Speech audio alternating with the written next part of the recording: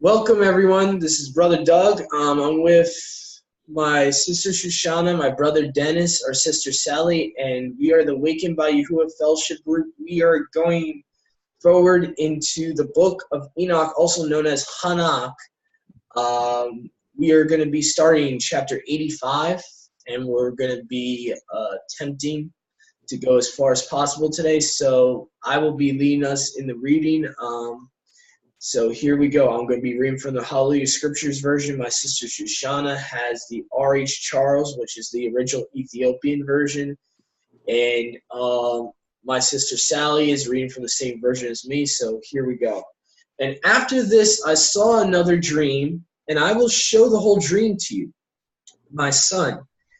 And Hanok lifted up and spoke to his son, Methuselah. To you, my son, will I speak. Hear my words. Incline your ear to the vision of your father.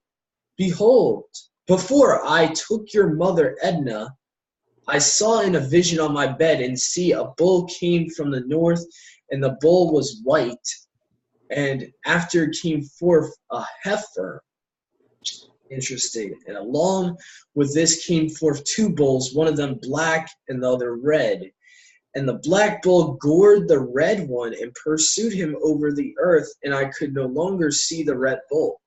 But the black bull grew, and the heifer went with him, and I saw that many oxen proceeded from him, which resembled and followed him. This sounds a lot like the book of Revelations, how they use animals to metaphor people. And the cow, the first one, went from the presence of the first bull in order to seek the red one, but did not find, and lamented with a great lamentation over him, and sought him.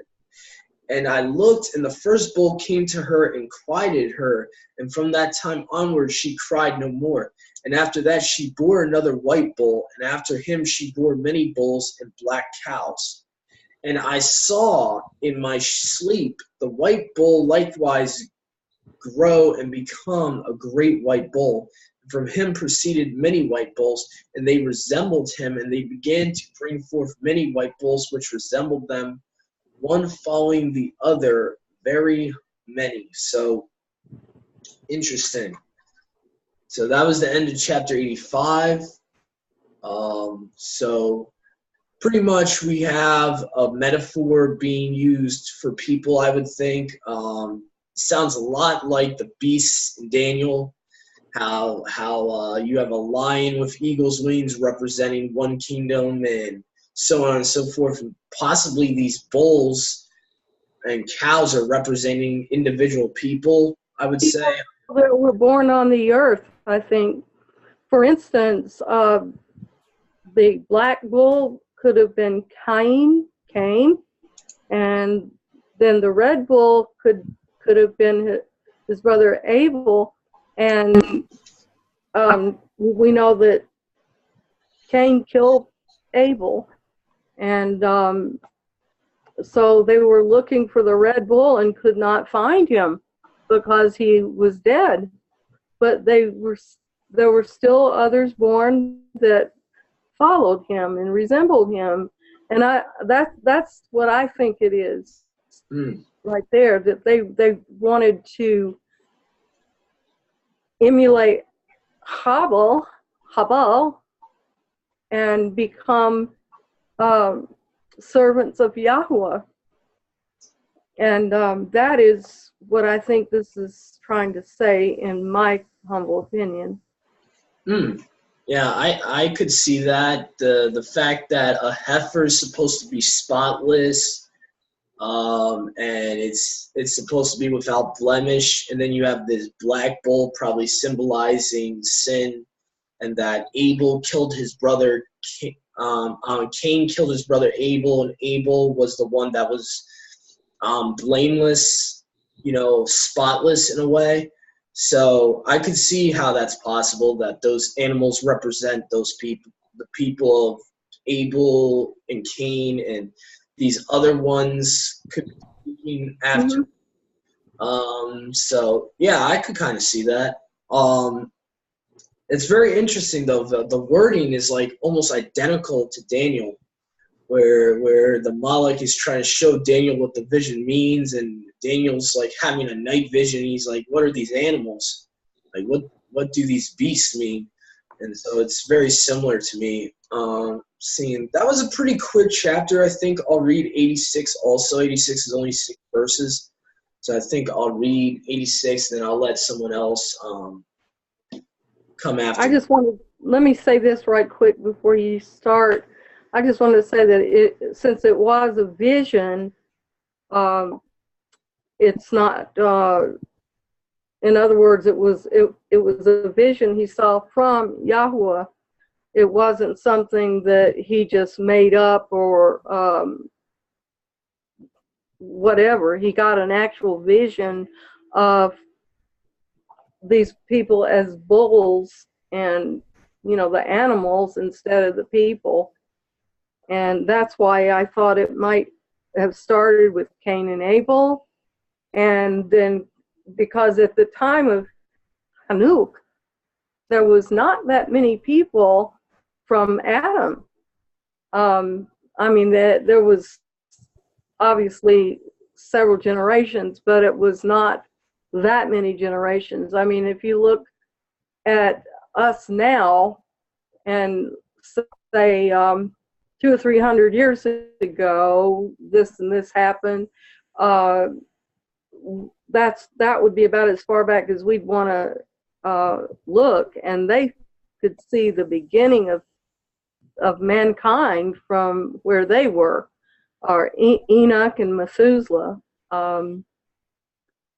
So I think that the vision did come from Yahuwah, and that it was showing people who would follow him, and began with Havo, or however you pronounce his name, and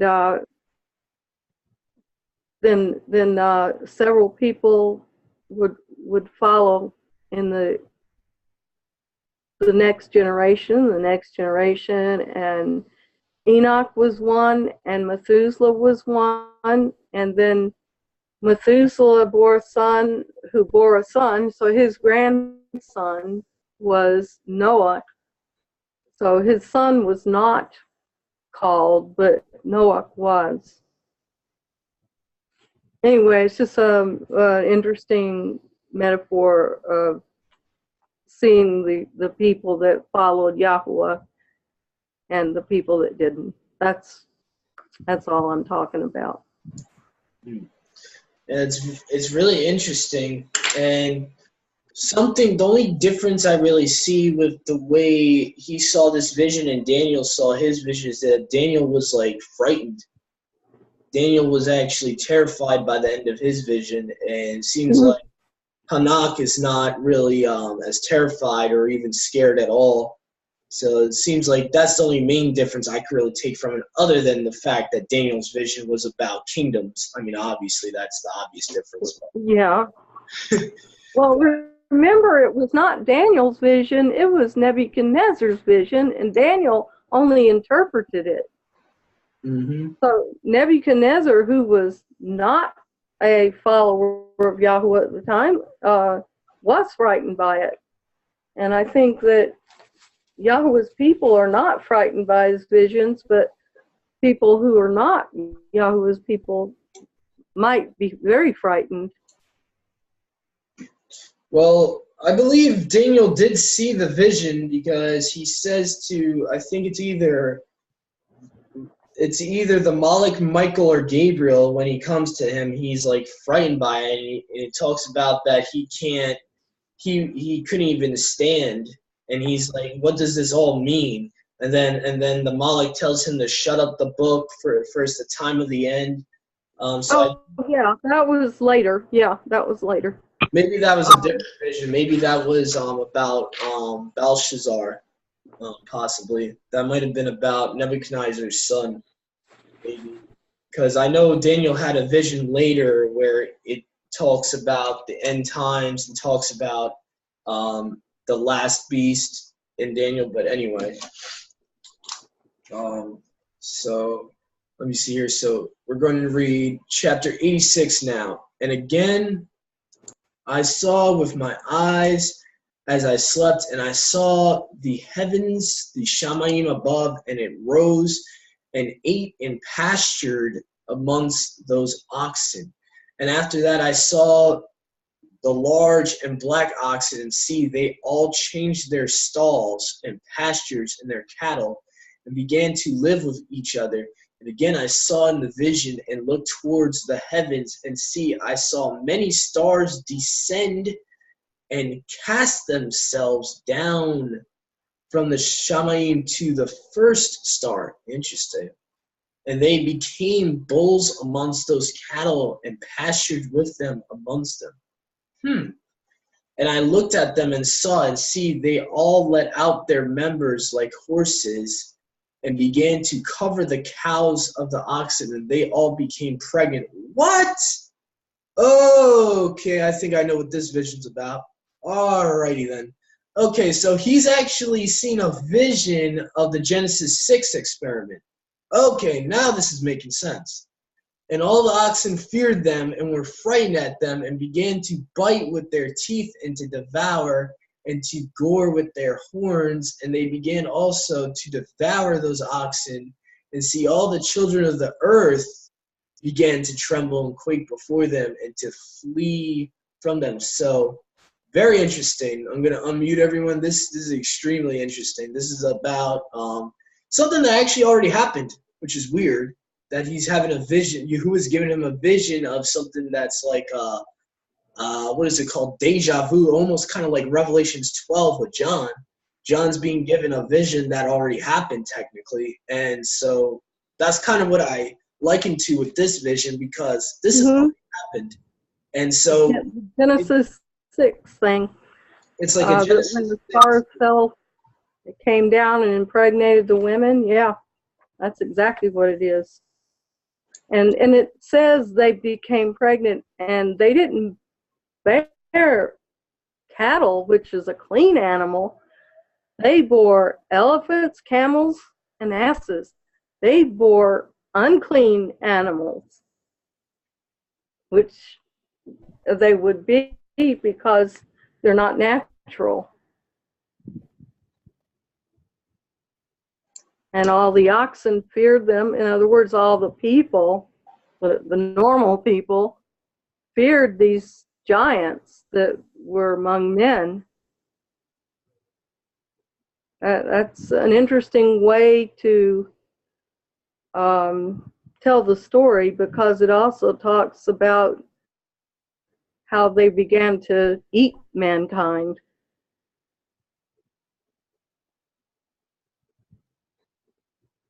It says they began to bite with their teeth, and to devour, and to gore with their horns. And they began, moreover, to devour those oxen. And behold, all the children of the earth began to tremble and quake before them, and to flee from them. Who else is this talking about with the giants? Absolutely. So that's no wonder they didn't want this book to be read. Yeah, I could see why, because you can't get the Sethites out of this book.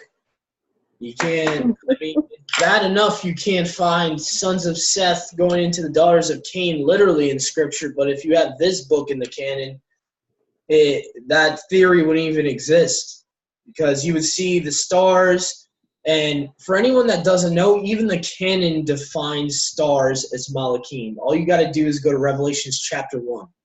It literally says the 7 stars of the 7 assemblies are 7 Malachim. It says it right plain as day. So the idea that stars are Malachim does not only come from Enoch. It actually comes from what you know as the Christian canon today.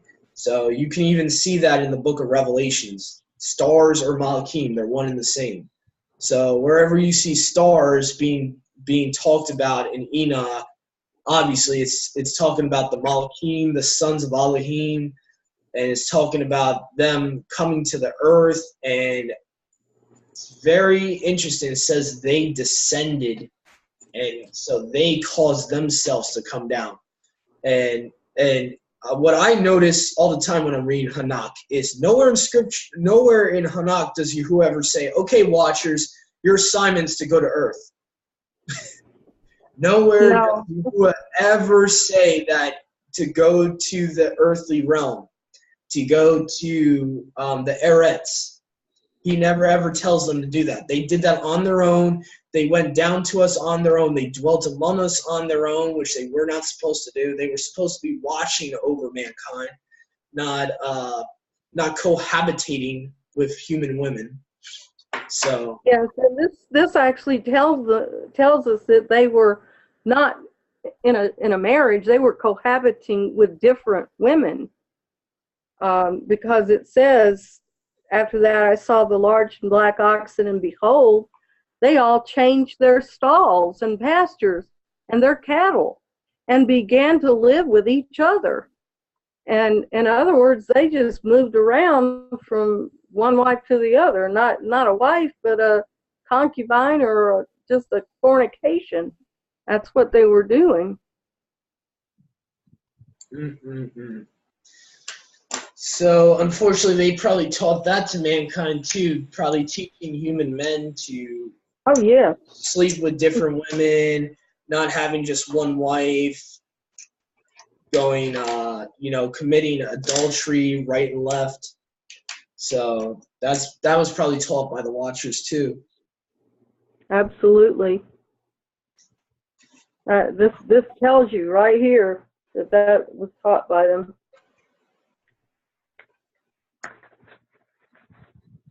All right, so who would like to continue and would like to read 87? Okay, I'll read it. All right. Let's see here. Just mute myself. And again, I saw how they began to gore each other. Sorry, my dog was barking. I have to hold on. We'll just take a short intermission, everyone. We'll be right back. To go. All right. And again I saw how they began to gore each other and to devour each other, and the earth began to cry aloud. And I raised my eyes again to heaven, and I saw in the vision, and behold, there came forth from heaven beings who were like white men, and 4 went forth from that place, and 3 with them. And those 3 that had last come forth grasped me by the hand and took me up away from the generations of the earth, and raised me up to a lofty place, and showed me a tower raised high above the earth, and all the hills were lower. And one said unto me, Remain here till you see everything that befalls both elephants, camels, and elephants, camels, and asses, and the stars and oxen, and all of them. So, in other words, I guess Enoch was raised up to the heavens to see, just to behold what was happening on the earth, because he was living a righteous life and he would not be part of it. But it talks about the giants, and I will call them chimera, what they're called today, because they're unnatural cohabitations. And they are called by the names of unclean animals like elephants, camels, and donkeys. And the oxen and cows were normal human beings. But again, it continues the story. But it says that Enoch was taken up by messengers that showed him what was to become of all the creation since these giants roamed the earth. So Doug, have you got any further comments on that? No, it was pretty quick. Pretty quick chapter there. I really trying to follow it with what it was talking about, other than going to the high tower, and that's pretty much what you said is pretty much all I really got out of it. Other than he was seeing a vision, and see, so Yeah, Enoch was taken up by the messengers to show him what was going to become of mankind because of what these messengers did, because they sinned with our women. So, yeah, if you want me to, I'll go ahead and read chapter 88.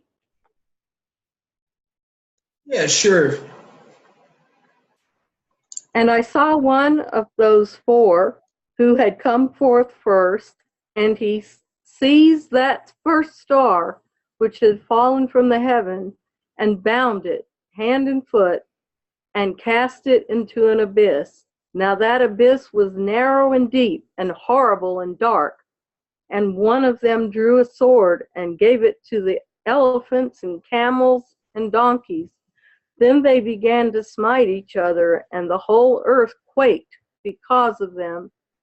As I was beholding in the vision, lo, one of those four who had come forth stoned them from heaven, and gathered and took all the great stars, whose private members were like those of horses, and bound them all hand and foot, and cast them into an abyss of the earth. And that's pretty explanatory.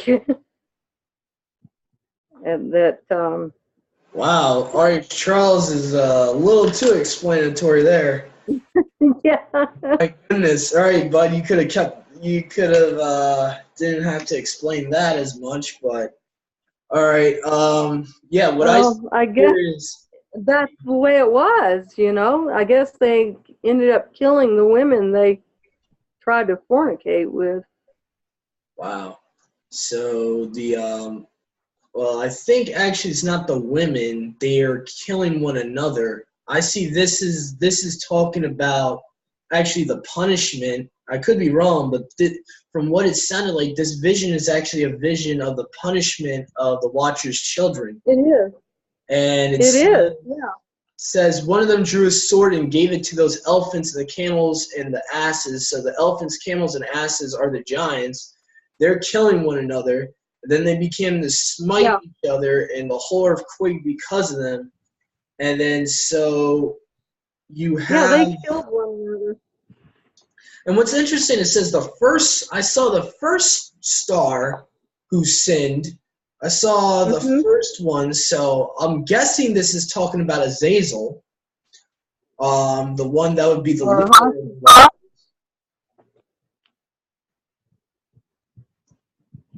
I'm sorry, Doug. I just mentioned it might be Hashatan. Azazel or Hashatan. I don't know. It's very, very possible. The only problem is that that would mean that he would be in the pit at that point, which is a little weird. That in the same vision of him being in the pit, you have the Nephilim, the original Nephilim killing one another. The timeline would be a little weird if that's the case. Yeah, that's true. That's true. You're probably right. I was thinking about the one who deceived Hawa. Yeah. Because the one who deceived Hawa was was Gadriel, yeah.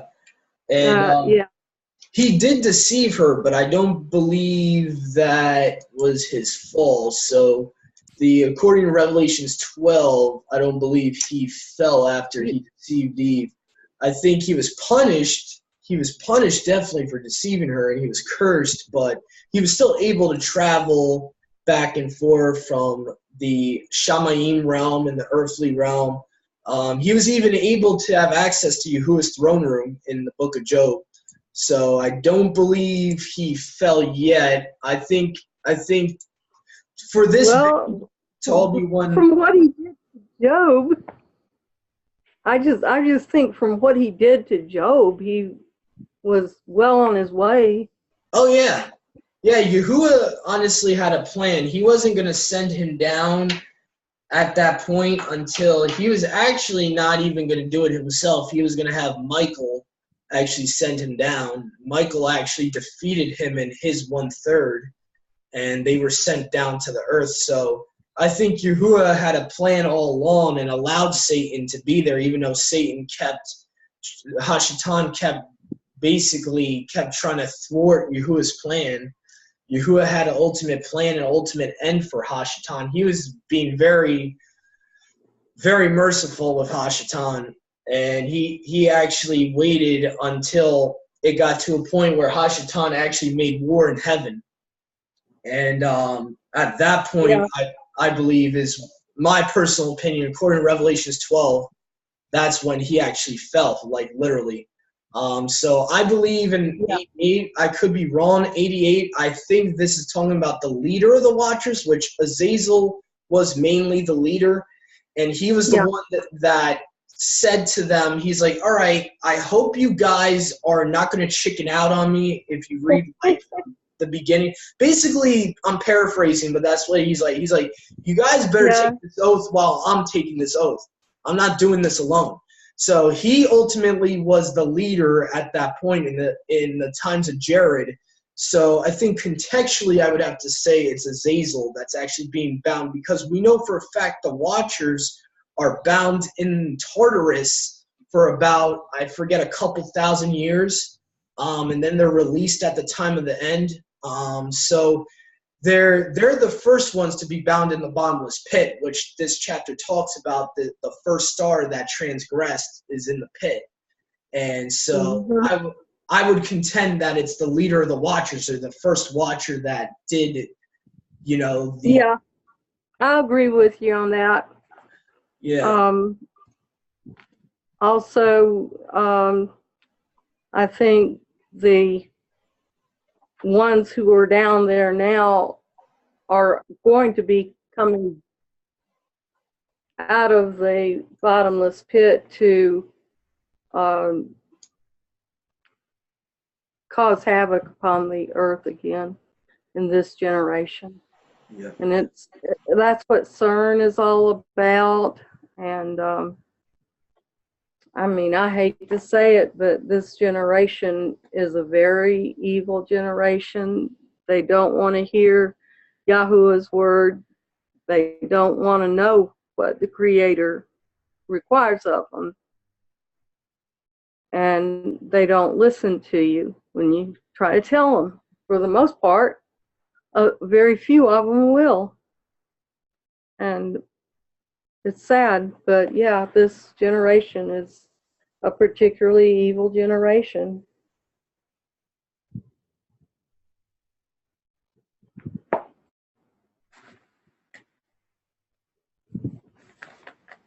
I'm just glad I was called by the Father and accepted my calling and accepted his son Yahusha, and there we go. So is there anybody who wants to read chapter 89? Or are we going to stop at 88? Because 89 is a very long chapter. All right, so we just read 88. So yeah. I think we'll stop the recording right now just because of time's sake. Looking at the time right now for this session, we only got 4 minutes and 40 seconds. So viewers, please stay tuned. We just read Hanok chapters 85 to 88. And our brother Bobby and our sister Kristen just joined us, so they will be joining us on part 2. We will be reading 89 when we come back. Stay tuned. Shalom.